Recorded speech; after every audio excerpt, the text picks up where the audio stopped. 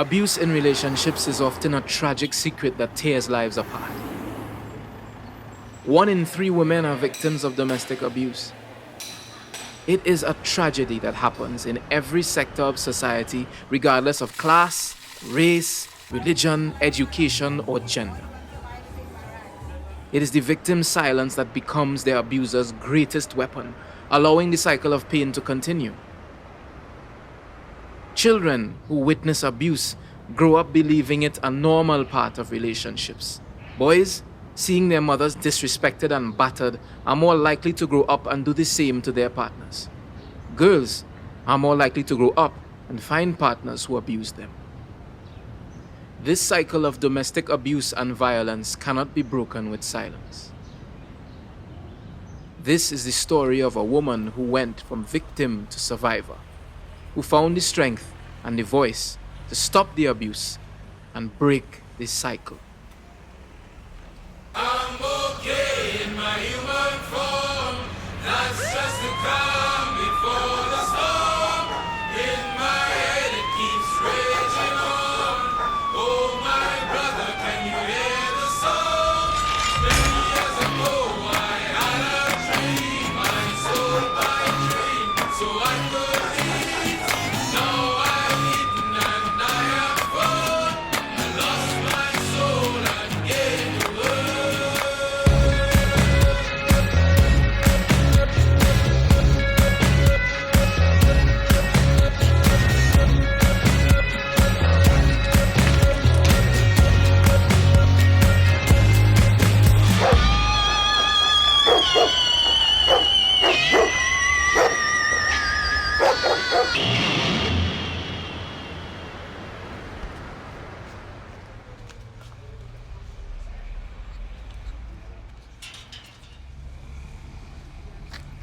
Come on. I know it's a rope. You know where to go to KFC? Yes. Alright. And I know to look right and left Why would you look right and left? because cat could be coming. Alright. You must always look right and left. I remember I was in a fast food outlet purchasing some food, and I heard some people in the line speaking about a recent case that had happened that was in the news, a domestic violence case. And, you know, it was what they said that really caused me to want to tell my story, because they were saying things like, you know, she like the licks, that's why she stay. And woman stupid, eh? Well, how do I take that? And, you know, that caused a passion inside of me, ignited a fire. I wanted to tell my story because I realized that people don't understand domestic violence. You know, there are so many things involved why someone would stay, or why it would take longer for a person to even get the strength to leave. So that caused me to want to tell my story so people could understand deeper what happens to victims in domestic violence.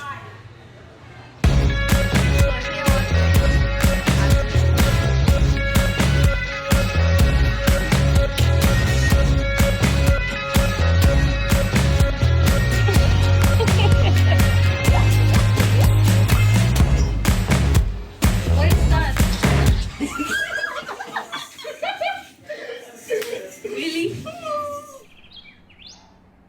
You can't always tell the secrets and stories that happen within the walls of a home.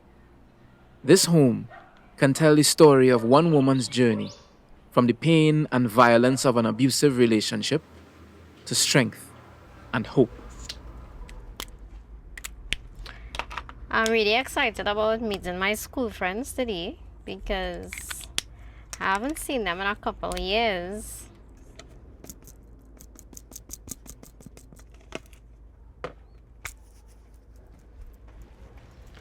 Growing up without my dad was really difficult. I really needed to have him around. I felt like there was a big gap, a big space. He wasn't there. I really needed that strong male figure in my life. And I couldn't understand why everyone else had their dad and I didn't have my dad. At times I started to think, well, probably it was something I did. Probably it was how I looked. Why didn't he love me? And as long as I can remember, for most of my life, I would search for that male figure or that love from a male person that I felt was missing. Come. That's when you shy. Come. Good morning. Good morning. You know, wake up. Morning. Morning. Brush your teeth already? I remember I was 7 years old and my mom came inside with a storybook actually and some other packages. And I remember her giving me the storybook and resting the other stuff on the table, and then she said, your dad just brought this. And I remember running into the gallery as fast as I could to see who's my dad. Why didn't he say hello to me? And when I got to the gallery and I looked up the road, I only saw the back of someone turning the corner. I kept trying to understand why he would come and drop stuff and never say hello. Didn't he just want to see me smile? He didn't just want to just hold me for once, lift me up like a father should? You have any spelling to learn? I don't know. So we will check because you have tests next week, so you need to do some revision for school. Alright? Okay? Okay? Alright. So I'm coming back. I can use it for my No, Alyssa, if somebody called for me, how would I leave my phone with you? I'm coming back just now. Come on. So you just look like this. Hello, this is coming. Come. Look at you. I'm coming back.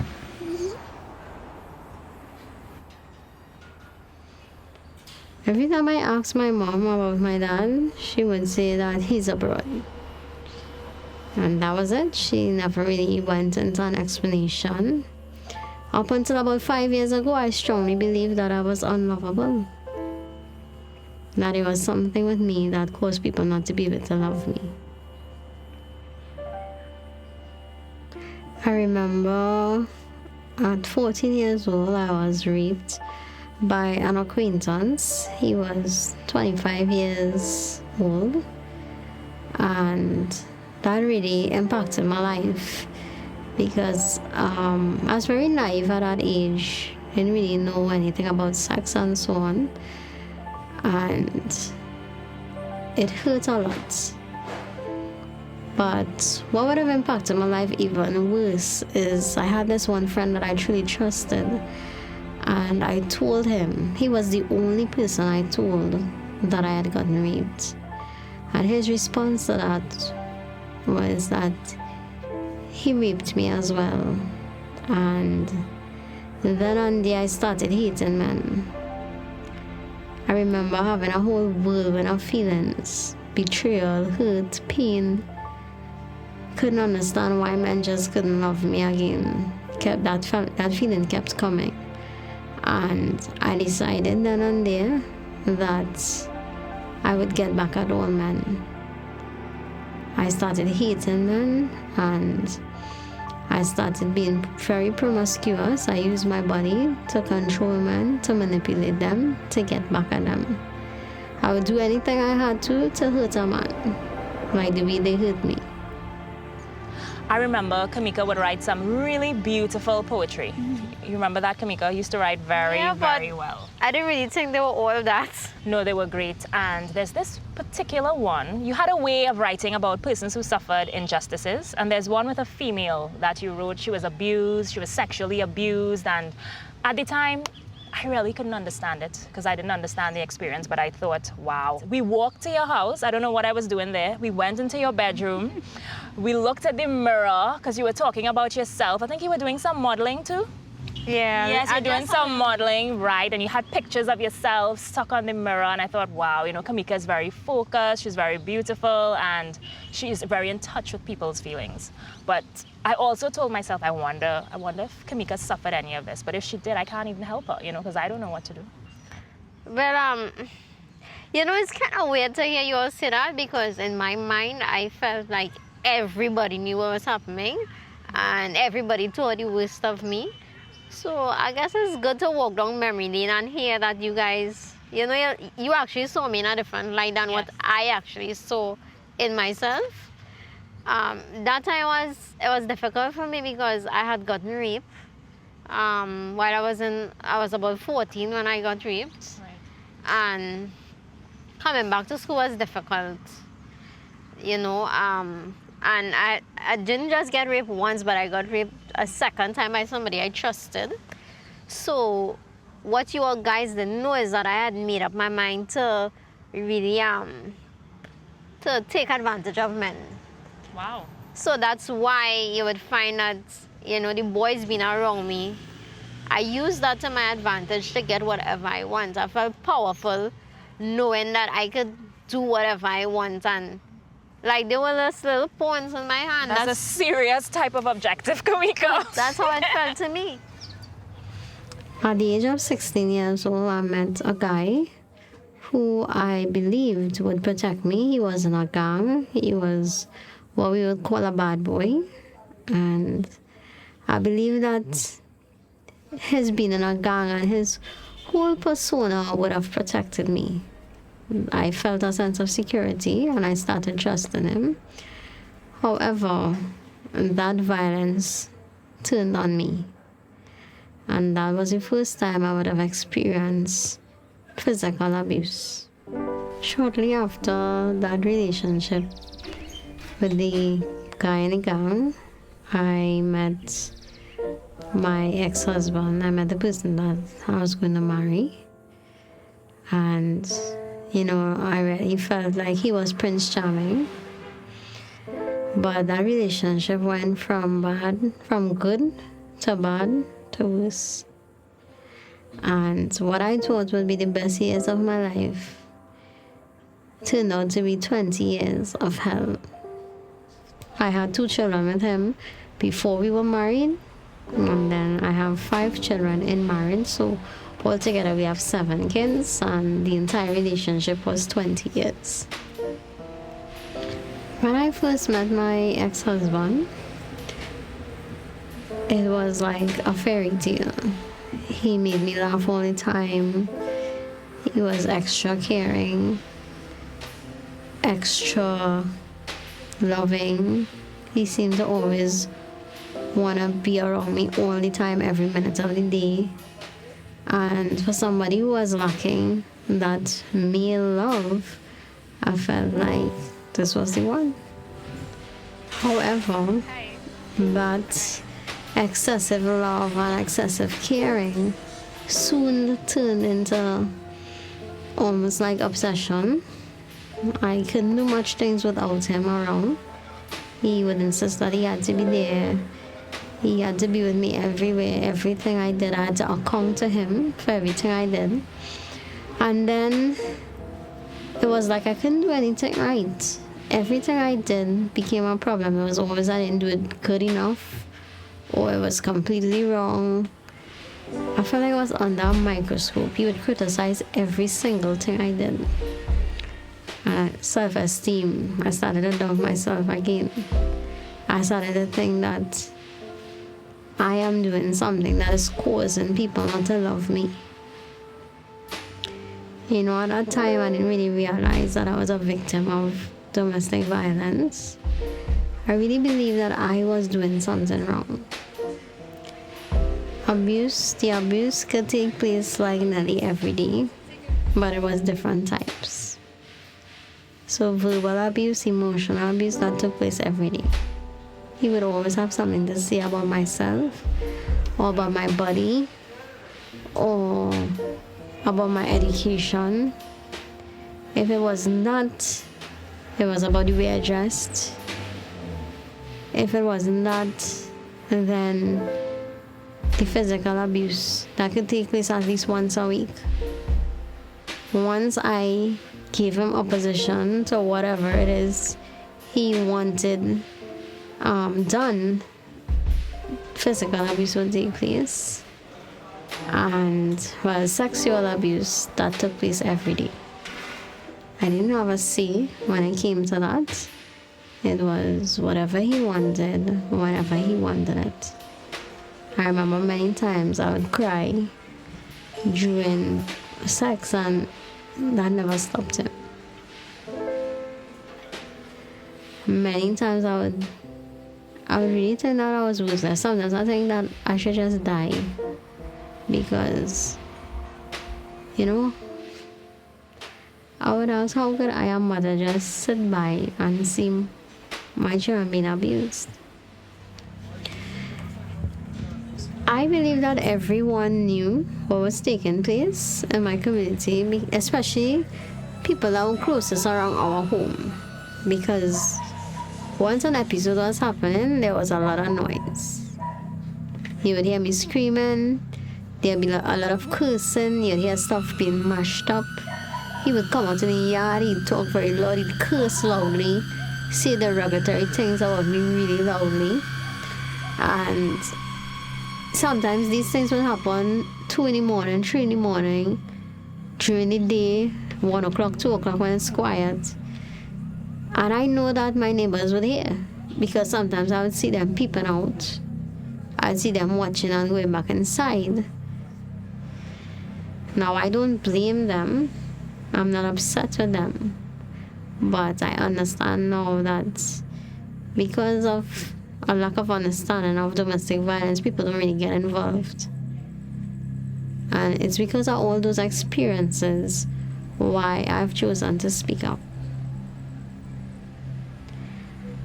I decided that I had to get out of the relationship, if not for myself, for my kids.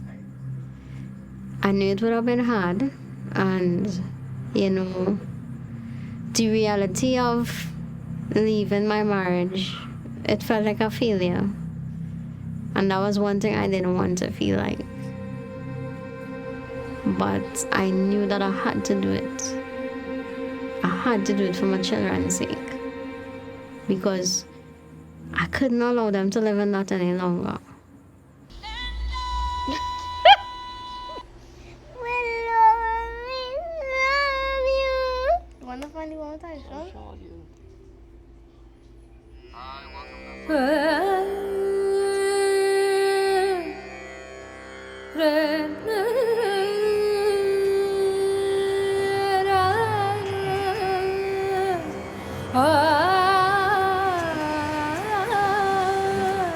I want to talk about this.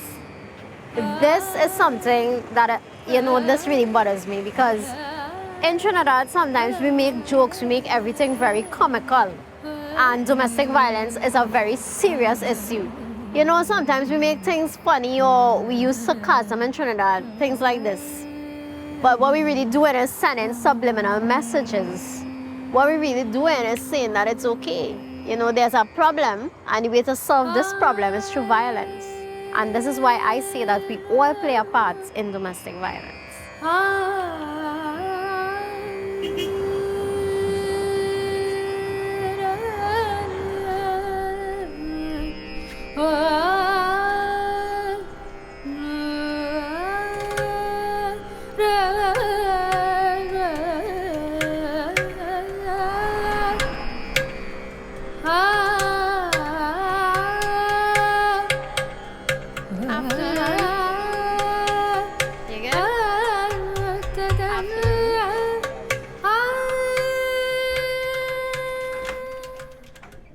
Immediately after our separation, let's say like the first 2 years, there would be a lot of aggressive behavior in my home between my children. So it would go beyond sibling rivalry. They'd get really out of hand. They would fight. They would have really bad arguments. And I believe that was a spin-off of things they would have lived in and them trying to adjust to a new life. When my father finally left, to me, things were more calm, but the whole household was really trying to live a better life, but the scars and the bruises were still there. All we knew and knew what to do was to fight. So from the time somebody disagree with each other, it was immediately fight. That was difficult for me because sometimes I just feel like a failure. I felt like even though I had removed what was causing the problem, it was almost as if the problem was still there. And, many times I would have asked myself, what if my kids turn out like this, especially my sons? I would wonder if I had the wherewithal to cope with this, to bring them into a completely new life, new attitudes, new behaviors. Sometimes when I was younger, at times I saw my father being abusive to my mom, but I think it was once I saw him hit her, and as soon as he did it, I ran in at the same time, and I got some blows myself too, trying to protect my mother. She was outside at time, and they were fighting in the car, and he dragged her out, and he just drove off. Yeah, and he left her there, and she came inside crying. If my father had stayed up to this age that I am right now, if he had stayed and the abuse had continued, I believe that I would not be sitting here today talking to you. I might have been behind the bars because I was really planning to go and do my father something just to stop the abuse of my mother. I feared most of all that my older son would be a perpetrator. And this is because I realized over time, as he was going to school, he had no respect for female authority. And all the authority figures in his school were female. So the dean was female, principal, vice principal, they were all female. And nearly every Monday morning I would have to go to school because he is suspended. Well, first of all, my father's his attitude and his ways and the abuse, it affected me in many ways. School, it affected me towards women in authority, even my female friends in primary school. In primary school, I was a smart kid up until standard 2.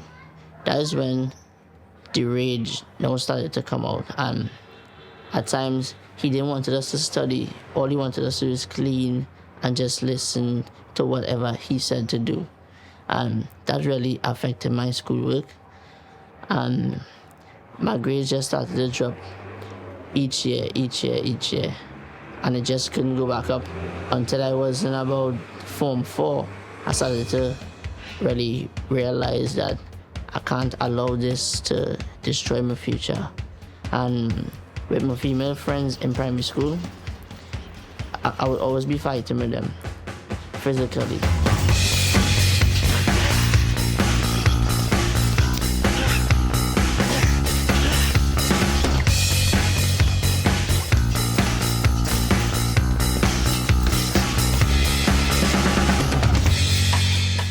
It was one of the hardest things to look at my son and think that he was going to turn out to be the thing I didn't want him to be most of all, the thing I tried to save him from.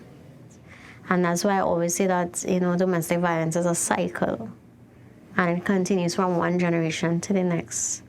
So we need to be very careful of choices we make or what we allow in our homes, especially when there are children around.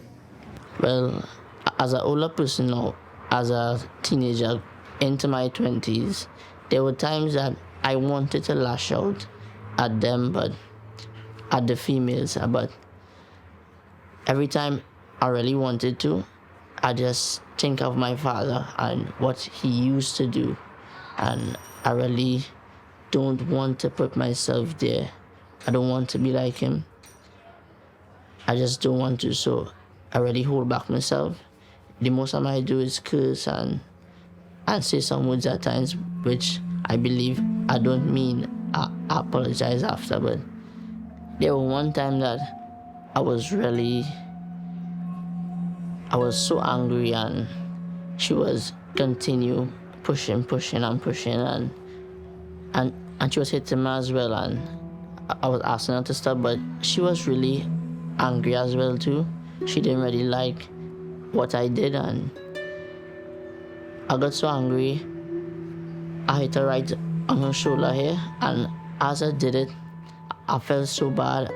I just really, I didn't want it to be in her face anymore, because I started to watch myself like, are you turning into your father here? And I really regret that. And after that, it never happened again. At that moment when he did that, it kind of took me back to something that also happened to me, but I was real hurt. I was crying hysterically, and I didn't even take my cell phone at the time because I saw how he kind of punished himself and how he was reacting with himself. I immediately forgot about me and just went to him. I forgive him and everything. I understood the struggle he was going through, and I know it's kind of hard to control. And the position I played in it, I didn't really help. So, yeah. Well, I'm present age now, and I believe about 3 years ago, I started to talk to him and tell him that how I feel and what he did and how it made me. And he just used to stay there and listen to me and try his best to apologize and try to comfort me. Although he knew what he have done, he tried to comfort me. And today, when I speak to him, I could see that he's really trying to be a whole different person, because he know he has lost his whole family. He has lost many things, and by him losing us, I believe that he realized that he was really wrong in what he did. Abusers, many times, there are blueprints in their mind. Many abusers, not all, but many of them, would have grown up in a home where they would have seen abuse, and it becomes a blueprint. So once they're in the right situation with the right triggers, they would go to that blueprint in their mind. They would lash out. They would do what they have seen, what they have learned at home growing up. And you know, for many abusers, it's about power and control. It's always about power and control. How come you don't come on my mind again? Nah, I just would like to go up in that side. Why? You know, your side hot, so it's better you come by me. You better stay safe, right? So you don't want to be safe then? Yes, but the traveling and money. It will be the same thing as if I travel about you. But you spend the money. I am aware that I am still at risk to be like my dad, because at times when life and everything around me just gets so overwhelming, at times I just can't contain myself, and I will come into my room and I may hit the door, I may punch the wall. Sometimes I may just go in kickboxing and just ask everybody to fight, and I would just keep fighting for the whole day until I just drain out. So I believe I'm still at risk, and I could do with some more counseling as well.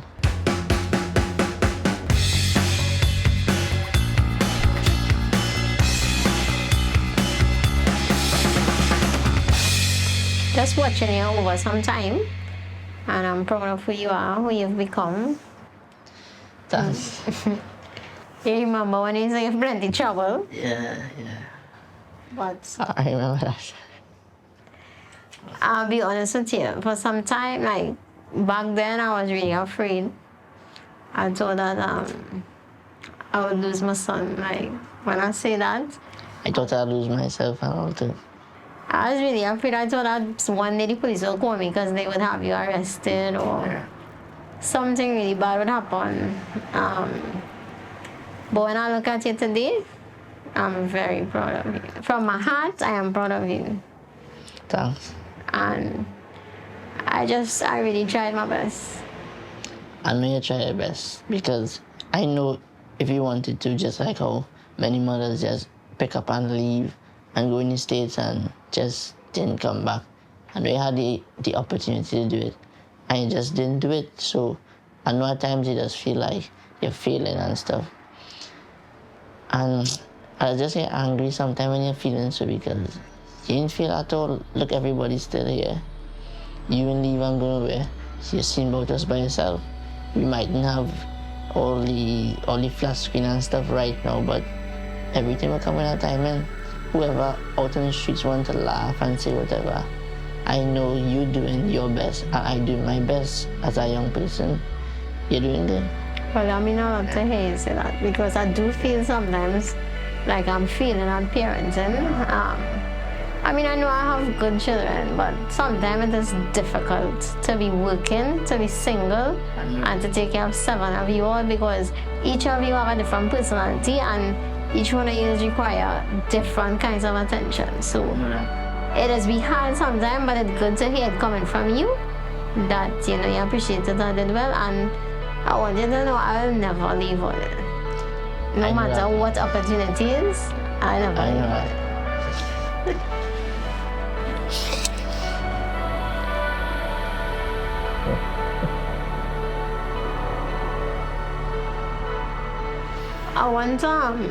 I want your opinion on something, right? Father's Day coming, and I want to call my father. You know, I never spoke to him, right? I'm not. So I'm going to call him, and I'm going to wish him Happy Father's Day. But so if we just hang up the phone in there one time, don't feel no harm. I won't feel no harm. I'm emotional sometimes already. It's just something I want to do. So no matter how it turns out, it will be a chapter closed in my book. Go ahead. Just be strong. Just be strong. I'll try my best. All right. Also, I would have seen my eldest daughter going through domestic violence just like me. She had chosen a boyfriend that was violent towards her. In many ways, when I looked at him or even interacted with him, he was a lot like my ex-husband, and that tore my heart out. I tried speaking with her, I tried talking to her, and what really hurt a lot is when she said, you know, Mom, I know he's like Daddy, but I don't know why. I keep choosing that.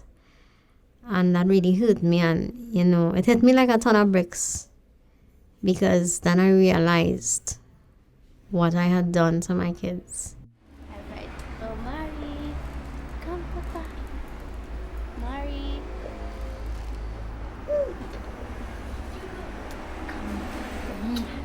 My childhood was, how to put it, a little challenging, because growing up in the abuse that we grew up in, it kind of affect me up to this day, because I don't trust meals as easily as before. One thing. Good? Good. What are you watching? What are you looking at? What are you looking at? What are you looking at? Mari.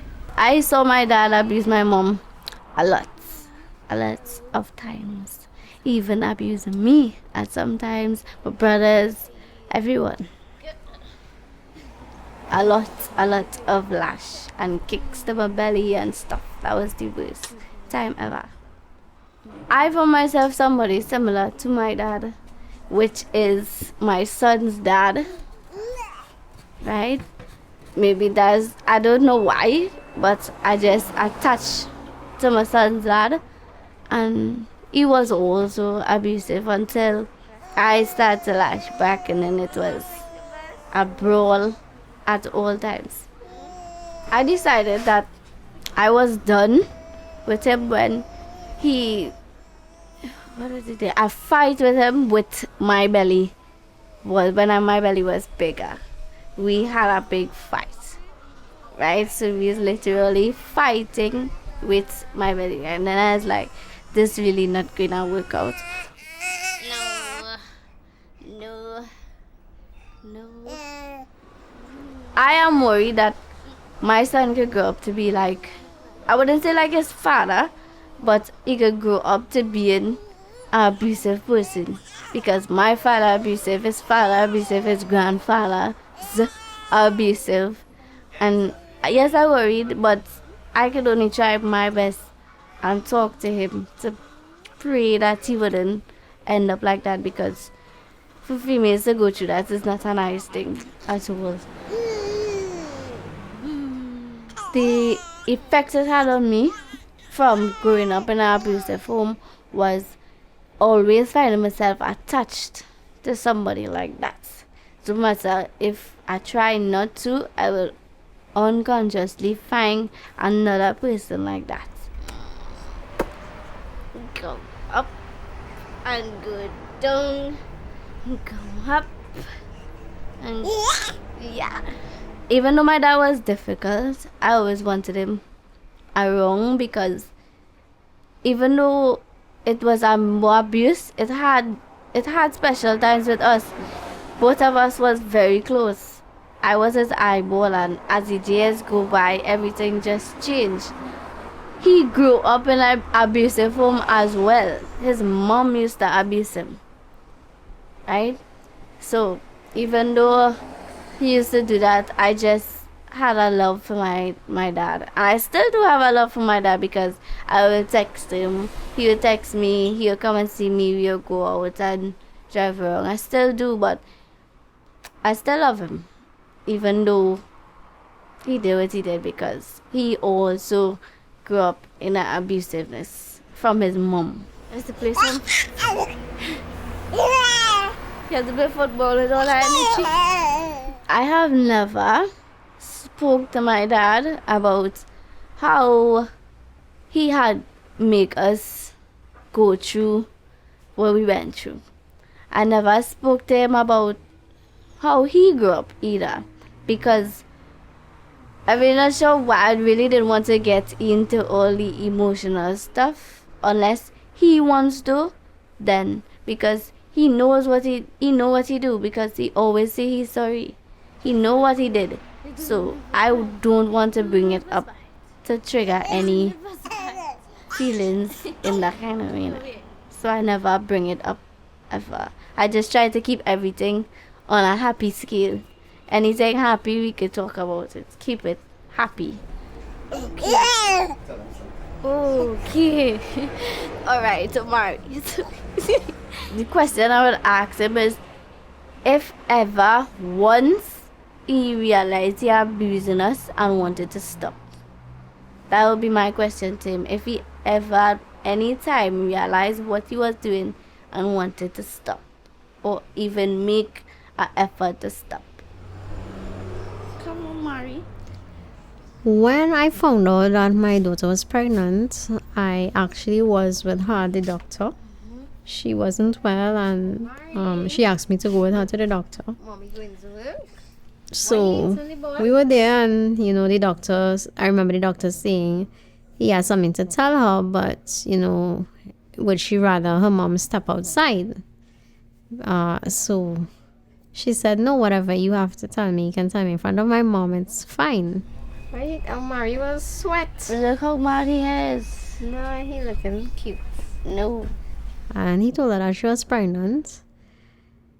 At first I was shocked. I started to feel a bit scared, because I started to think of all the responsibilities that come with a child. I remembered myself at 19 years old being pregnant, and I wondered if she was ready for that kind of responsibility. He crazy. He's always watching in the sky. I don't know what he have with the roof. He always watching me. A lion! I am a lion tamer. I can do many tricks. You like the lion? Lion. Lion. I'm very vexed. One before he started crying. My mom only talk about her father by saying he left. I think when he was 6 years, I can't really remember, but she said that he left. She never grew up with a father, and she didn't want. That's why she said she didn't want us to grow up without a father. That's the only thing we really know about him. That he left, and he left her mom to do it on her own. She was the only child who always wanted her father. You like it?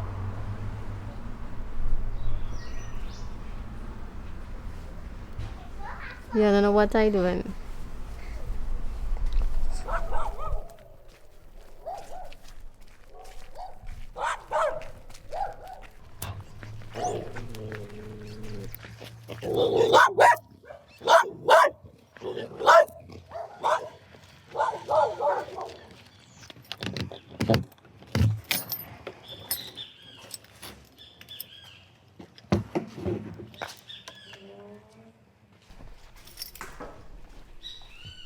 Tell me about leaving. Leaving was the hardest thing because as much as you want to leave, you always think that that person could change. And I had to even, social media, I had to even change, come off of it for a while and then change up everything, name everything. Okay. Day by day, it's getting better. Because I now interact with people more. So I want you to tell yourself. So you repeat after me. Samantha, Samantha, you are worthy you are worthy of love. of love. Samantha, you're beautiful. Samantha, you are beautiful. Samantha, you can get your degree. Samantha, you can get your degree. Samantha, Samantha, you can have the family that you desire. you can have the family that you desire.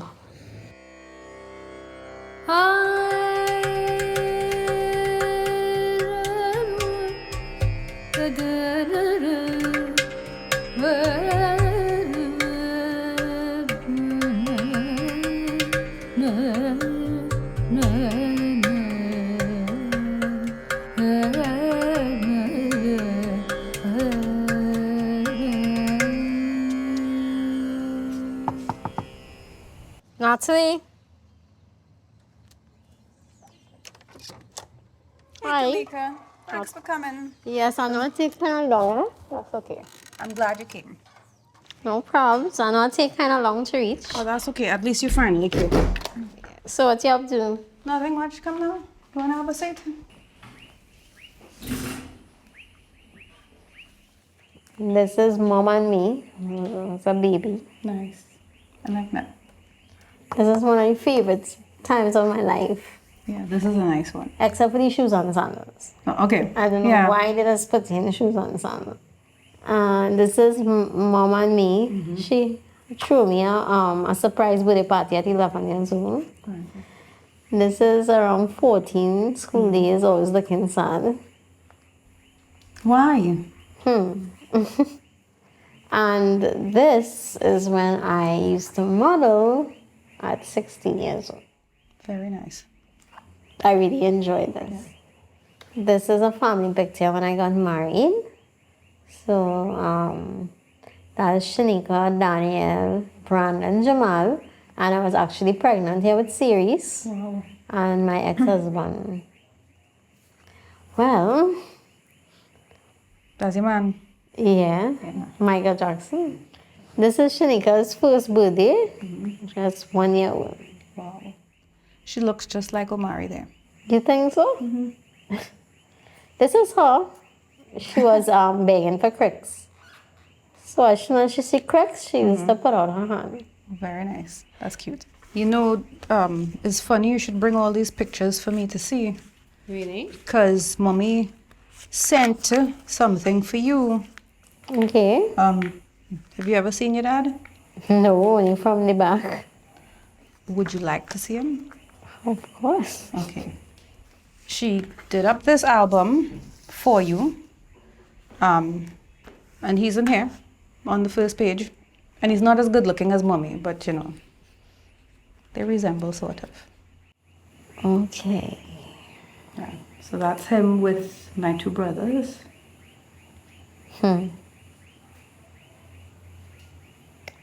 You think I look like him? No, you look like your mom. Okay. For sure. I really wish I could get to meet him in person, like, where we could talk a little bit. Okay. You think that's a good idea? I don't know.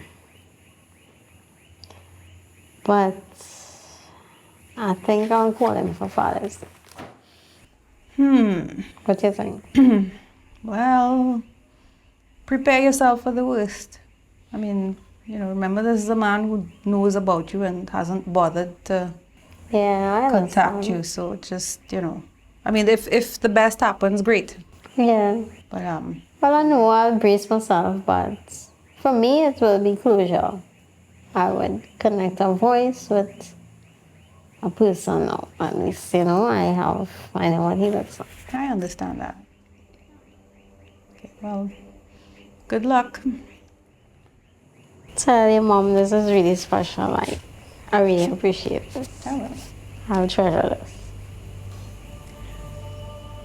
Tamika, I have to say that meeting you and knowing everything you went through and everything that you've come through and what you're building out of it, it's admirable. And I must say you are one of the cousins I look up to. Wow. Thank you. Well, I look up to you as well. Well, thank you. That's because I'm taller.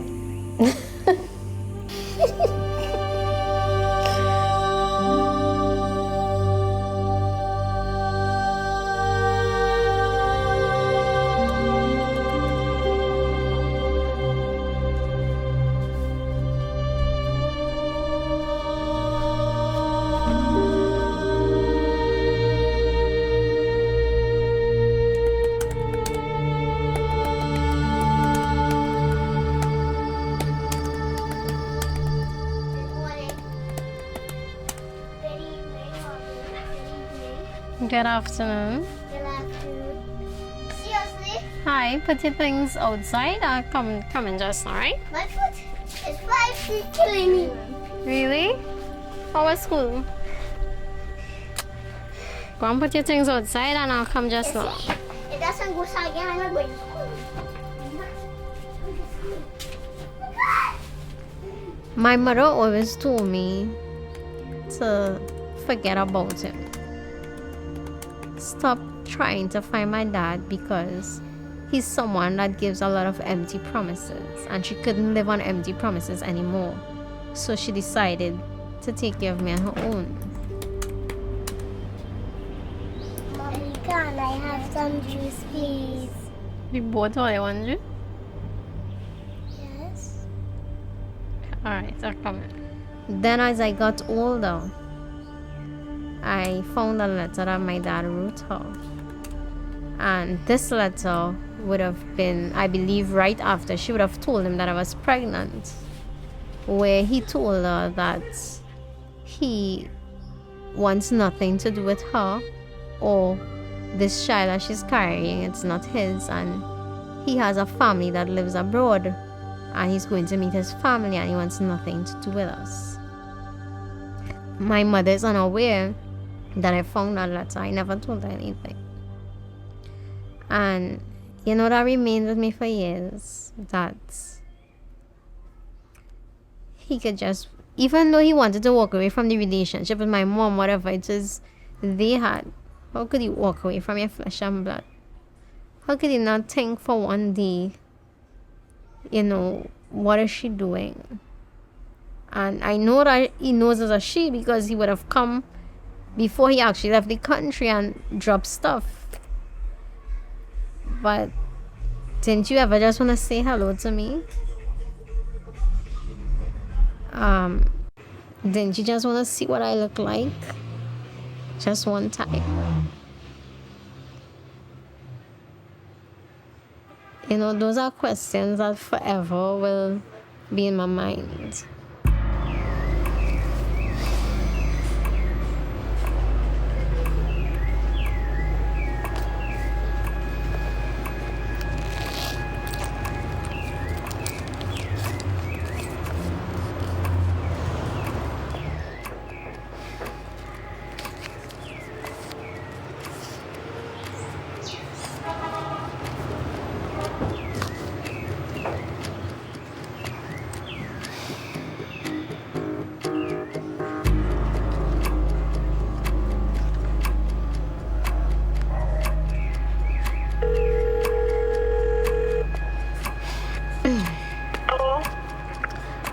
good afternoon.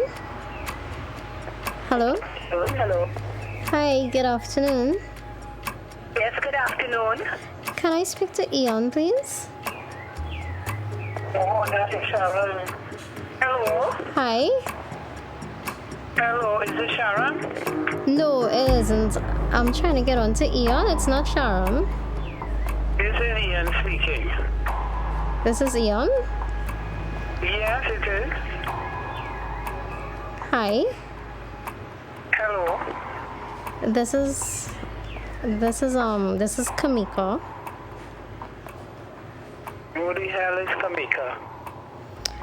Well, I am your daughter from Trinidad. I am Shiva's daughter.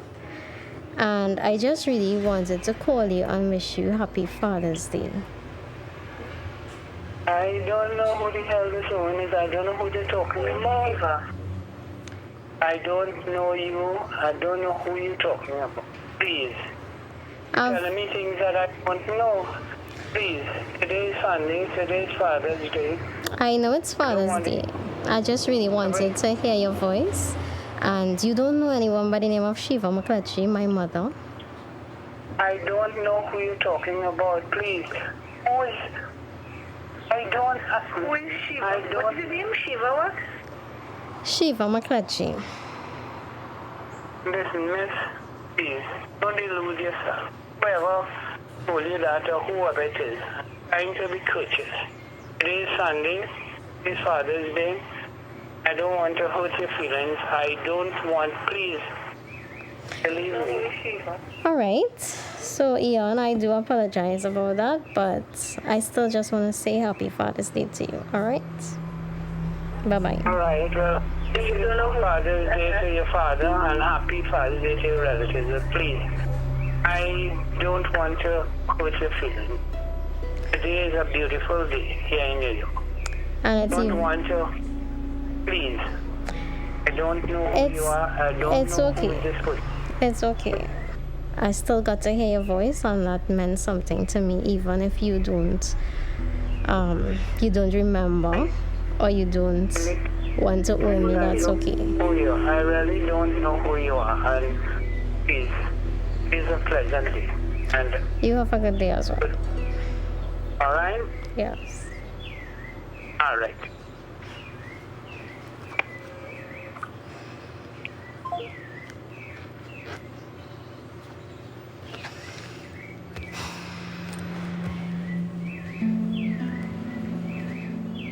A daddy is like a superhero. A daddy is like that person who watch out for you and hug you when things go wrong and make it right, or promise that it will be right. You know, a daddy is like this big wall that will protect you all the time, and I didn't have him to protect me. I didn't have those strong arms, and that's something that stayed with me my whole life. I didn't have strong arms that I could just run into. Like, strong arms that could just hold me when I was crying or when things hurt. You know, there are times when I just wanted those strong arms to just hold me, that I could just cry on his shoulders or just put my head in his lap, and I never had that.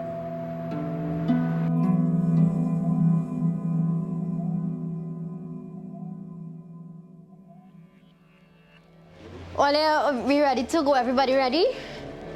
Come on! The man outside. It's okay. I have everything. Alright, let's go.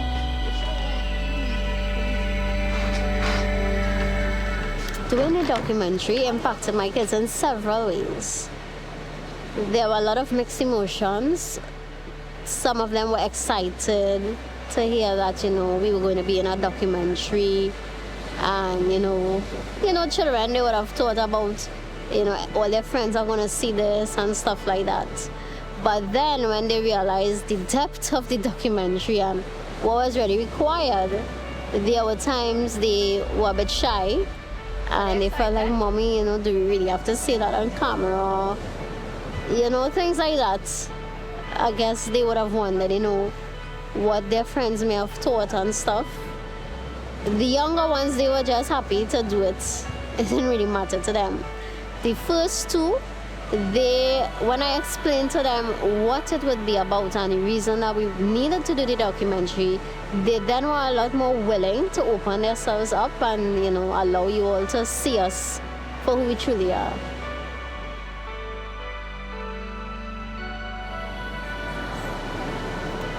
I have thought about what my ex-husband would do when he sees this film or how he would react. But, I have spoken, this is not the first time I've spoken publicly. I've spoken on radio, I've spoken on television, and I want to believe that he has heard me on radio already. And I want to believe that because I've seen some sort of change in him in terms of the way he interacts with me and the kids since I've spoken publicly. So I believe that it has impacted him in a way, probably brought everything to a reality before him, and that's why probably I see the change. That's what I think. What is it for? This is sun. You find it beautiful? I find the whole place beautiful. The whole place?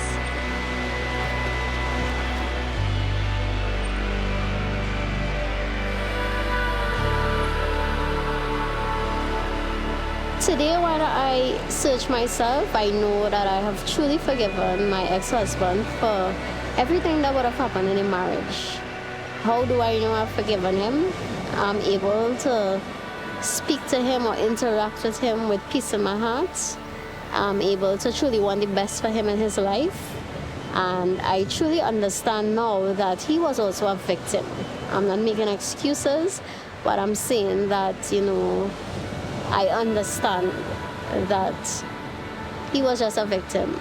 And, I believe that really being able to forgive someone is for your own benefit. It's not just for them, but it's for yourself. So forgiveness was important for me to be able, if I had to help anybody, to bring anybody to the same path that I am on, forgiveness on my part for what happened in my past was essential to me helping others. Ms. Kamika McCletchy. So this afternoon, I'm here to speak a little bit about domestic violence. I want to go on to say further that statistics say that, it's 1 in every 3 are affected by domestic violence. So what that says is that domestic violence is right next to you. Because if we count 1, 2, 3, then that's domestic violence. 1, 2, 3, that's domestic violence. And the statistics are the same for abuse. So therefore, abuse is right in your churches, it's in your school, it's in your workplace, it's wherever you are, it's right next to you. Males who grow up in homes where domestic violence is prevalent, 90% of the times they become abusers. And abuse is a cycle. So if you don't make a choice to leave, then know that you are growing sons who will be abusers. And I want you to understand that females as well that grow up in a home with domestic violence, if they don't become abusers, what we are doing is that we are teaching them to accept abuse. So one day your little daughter is going to choose someone that's going to abuse her, just as you are being abused. If you are a victim and you're sitting here, I want you to know that you're not alone. I want you to know that you have support. And I want you to know that there is a way out. But in order for you to get out, the decision starts with you. You must make that decision to leave. If you are a perpetrator, I want you to know that the first choice or the first thing is admitting that you need help. There's no shame in admitting that you need help. And you should do that as soon as possible before you do something that you regret. Thank you. You're broken down and tired of living life on the merry-go-round, and you can't find a fighter, but I see it in you, so we gon' walk it out. Move mountains, we gon' walk it out and move mountains. And I'll rise up, I'll rise like the day. I'll rise up, I'll rise unafraid. I'll rise up, and I do it 1,000 times again. And I'll rise up, I like the waves. I'll rise up, in spite of the ache. I'll rise up, and I do it 1,000 times again.